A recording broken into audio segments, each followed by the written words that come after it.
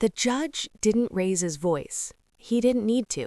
He looked down at the document in his hands, paused for exactly 2 seconds, and then said quietly, "Ma'am, your husband transferred everything out 3 days ago." The courtroom went completely silent. Not shocked silent, not dramatic silent. The kind of silence where your ears start ringing because your entire life just split in half. My mother gasped behind me, my lawyer froze mid-note, and my husband, my very calm, very confident husband, didn't even look at me. He just adjusted his cufflinks and smiled. That smile stayed on his face for almost 10 seconds. Then the judge added one more sentence, and unfortunately for him, that transfer is now evidence. That's when my husband's smile disappeared. But I'm getting ahead of myself, because for you to understand why that moment mattered, you need to understand how everyone thought I was the stupid one. My name is Hannah Cole. I'm 36 years old, and until 4 months ago, I was married to Ethan Cole for 14 years. 14 years of marriage, 2 children, one life that looked perfect from the outside. People used to say things like, "You're so lucky, Ethan takes care of everything." They were right. He took care of everything, including making sure I never knew what he was really doing. I met Ethan when I was 21. I was finishing college. He was already working in finance. Confident, polished, calm in a way that made adults trust him instantly. He talked about money like it was a language he was fluent in and everyone else was just guessing. I talked about art, about teaching, about how I wanted a quiet, stable life. He liked that. "You don't need to worry about numbers," he told me once, smiling. "That's my job." At the time, it sounded romantic. Now I know it was strategy. We married 2 years later. I became a high school art teacher. He climbed higher and higher in his firm. 2 kids followed, a boy, then a girl. A house in a neighborhood where everyone waved but no one actually knew each other. And slowly, without ever announcing it, Ethan took control of everything. The accounts, the investments, the savings, the taxes. I signed where he told me to sign. I trusted what he told me to trust. Why wouldn't I? He was calm, responsible, respected. And whenever I asked questions, he answered them just enough to make me feel silly for asking. "Why do we need 3 accounts?" "Diversification," he said. "Why can't I access this one?" "Tax reasons." "Why does my name disappear from some statements?" "Temporary, don't worry." And I didn't, because that's how marriages like mine don't collapse loudly. They dissolve quietly. Things started changing about a year before everything fell apart. Ethan stopped asking my opinion, stopped explaining things, stopped pretending I was part of the decisions. He became efficient. Shorter conversations, more time on his phone, more weekends, networking. And when I mentioned feeling disconnected, he said something I'll never forget. "You don't need to be involved in everything, Hannah. I've got it handled." Handled, like I was a task. The day he asked for the divorce, he didn't shout, he didn't cry, he came home early, sat across from me at the kitchen table and said, "I think this has run its course." Just like that. Then he slid a folder toward me. "I've already spoken to a lawyer. I'll keep the house, the accounts, the investments. You can keep the car and primary custody. I'll be fair." Fair. That word again. I remember staring at the folder, noticing how neat it was. Color-coded tabs, printed charts. He'd prepared this like a presentation, and I realized something terrifying. He'd been preparing longer than I had. Everyone told me the same thing. "Don't fight him, he's too smart. He works in finance, he'll bury you. At least he's letting you keep the kids." Even my own sister said, "Just take what you can and move on." And that's exactly what Ethan expected me to do. What he didn't know, what no one knew, was that I'd already seen something I was never supposed to see. And once you see it, you can't unsee it. I didn't cry that night. Not because I wasn't hurt, but because my mind was too busy replaying every conversation from the last 5 years. Every time Ethan said, "Don't worry." Every time he smiled while closing a laptop. every time he changed the subject when I asked a question. When someone controls everything long enough, you stop noticing how little you're holding. The next morning, Ethan left early. He kissed the kids on the forehead, ignored me completely, like the decision was already done. I sat at the kitchen table with my coffee going cold, staring at that folder he'd left behind. I wasn't supposed to open it. It was meant to intimidate me, to make me feel small. So I opened it anyway. The paperwork was clean, too clean. Charts, summaries, projected values, everything looked strong, almost impressive.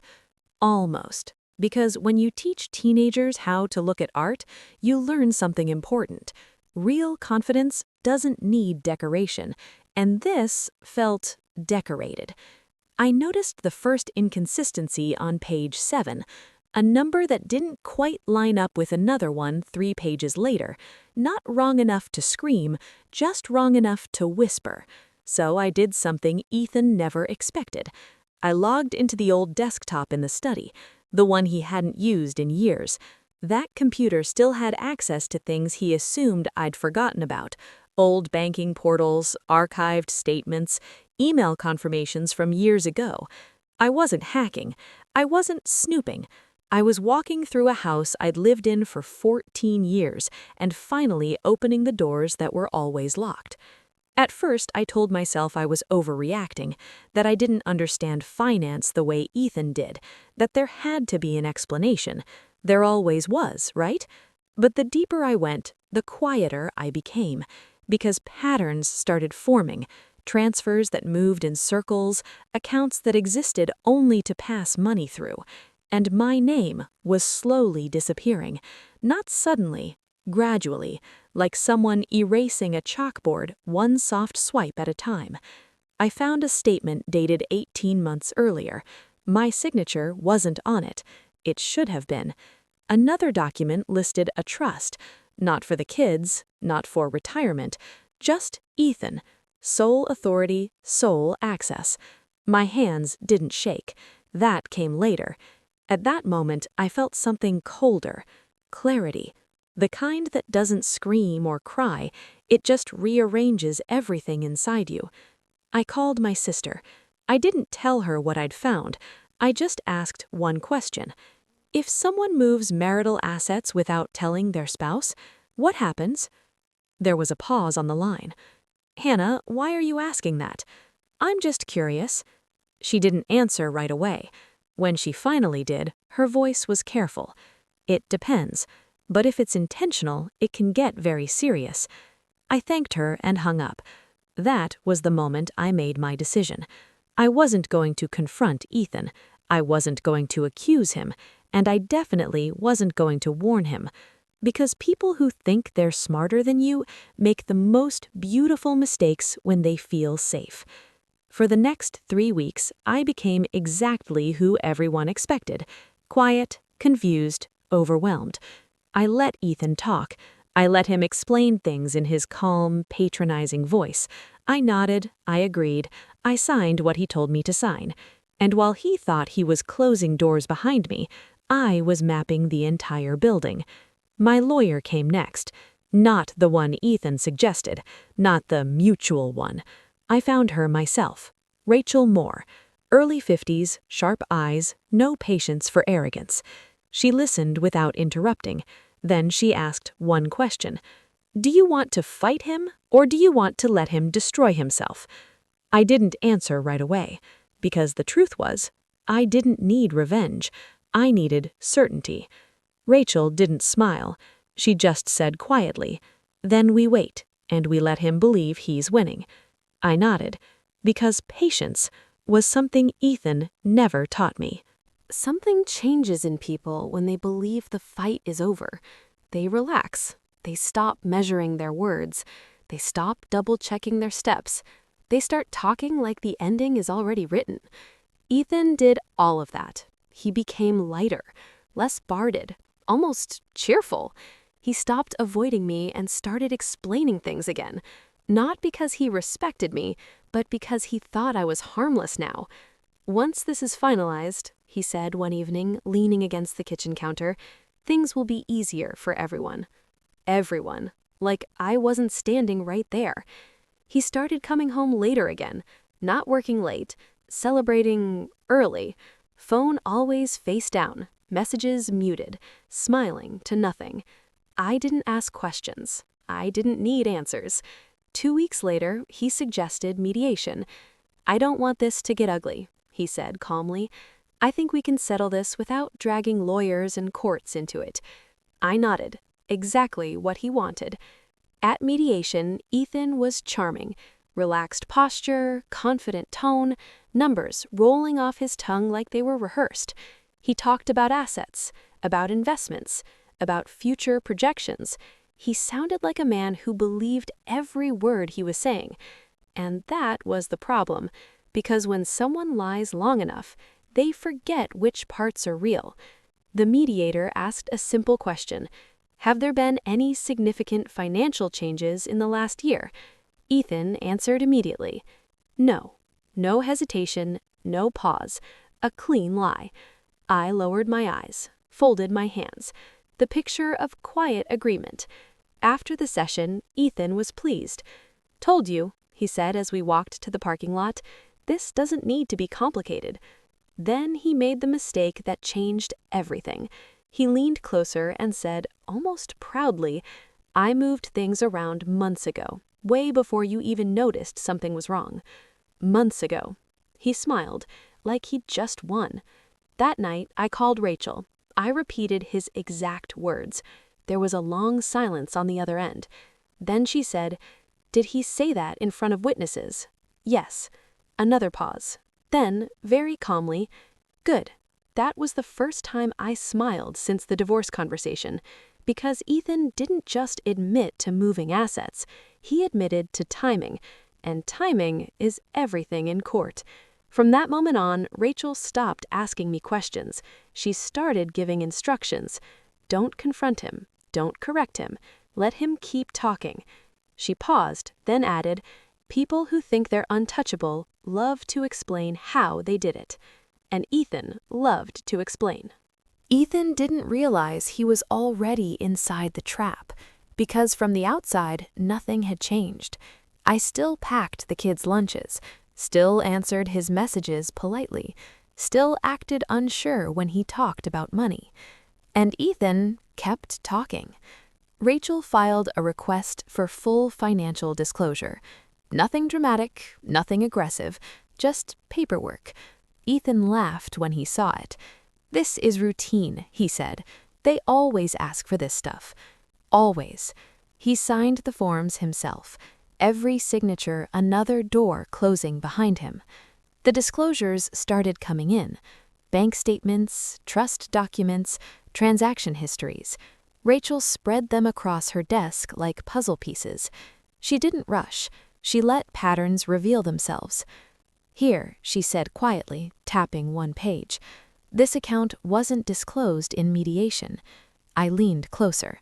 It was small, intentionally small, designed to stay invisible.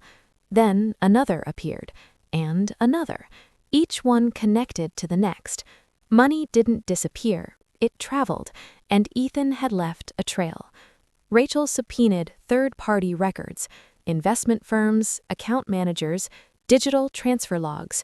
No accusations, no threats, just requests, and requests create records. Ethan started getting annoyed. Why are they asking for more? He snapped one night. I already gave them everything. Everything he wanted them to see. The pressure showed in small ways. He corrected himself mid-sentence, checked his phone more often, started asking what Rachel was really trying to do. I shrugged.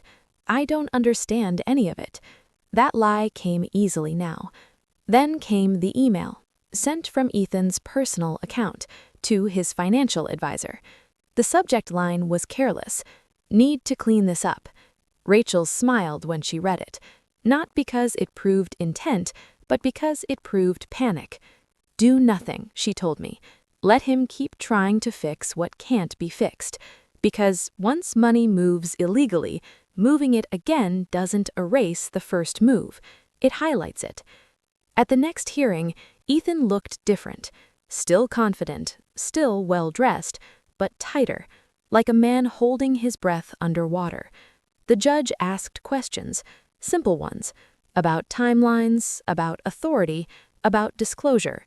Ethan answered smoothly, too smoothly, until Rachel slid one document forward, just one. "Can you explain this transfer?" she asked. The room went quiet. Ethan looked down, then up, then back down again. For the first time since this began, he hesitated. Silence in a courtroom is never empty.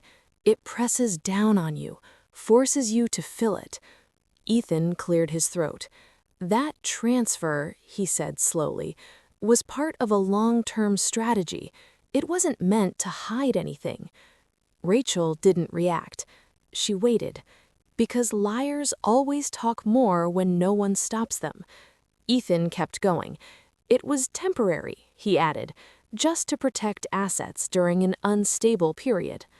Unstable, like I was the problem. Rachel finally spoke. "Interesting," she said calmly, "because this transfer occurred 3 months before the divorce discussion and 2 weeks after you opened a private trust in your own name." Ethan blinked. Once, twice. "That's not," he started. Rachel slid another page forward. "And this email," she continued, "sent from your account, asks your advisor how to move funds without triggering marital disclosure requirements." The words hung in the air. Without triggering. Ethan's lawyer shifted in his seat. Not a good sign. The judge leaned forward. "Mr. Carter," he said, "were these assets marital property at the time of transfer?" Ethan hesitated again, just long enough. "Yes," he said. Rachel nodded. "Then, for the record," she said, "you moved marital assets without consent, without disclosure, and attempted to conceal them prior to initiating divorce proceedings." No emotion, just facts. The judge wrote something down. That sound was louder than any argument. Ethan tried to recover. "I never intended to deprive my wife of anything," he said quickly. "I just wanted to make sure things stayed fair." Fair. Rachel didn't respond.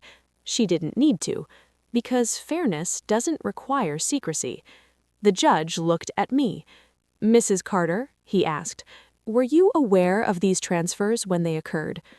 "No," I said. One word. Clear? True. The judge nodded.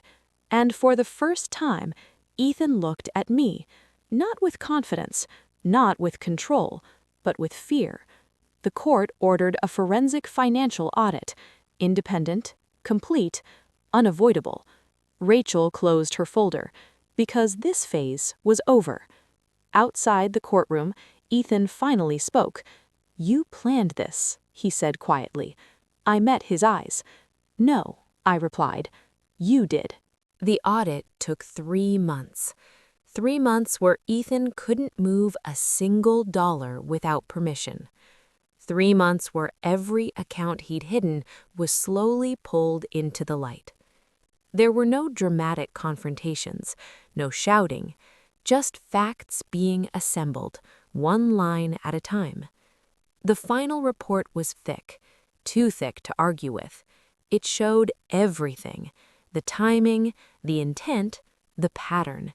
Every move Ethan thought was clever looked obvious when written in ink. The judge didn't raise his voice. He didn't need to. He ruled that the concealed assets would be treated as marital property. Then he added something unexpected, a penalty, for bad faith. Ethan lost more than half, not because of the divorce, but because of the deception. He didn't look at me when the ruling was read. He stared at the table, like it might explain how control slipped away so quietly. The settlement was final 2 weeks later. I kept the house, the kids' education was fully secured, and for the first time in years, I knew exactly where I stood. Ethan tried to speak to me afterward. "I never thought you'd fight like this," he said. I didn't answer, because this was never a fight. It was a correction. Months passed. Life settled. Not perfectly, but honestly. I went back to teaching, started walking in the evenings, stopped apologizing for taking up space. One afternoon, I ran into Ethan at the grocery store. He looked smaller, not physically, internally, like a man who learned too late that intelligence without integrity eventually exposes itself. He nodded at me. I nodded back. No anger, no satisfaction, just distance. Because the real victory wasn't the money, it was clarity, the kind that doesn't fade when the noise is gone.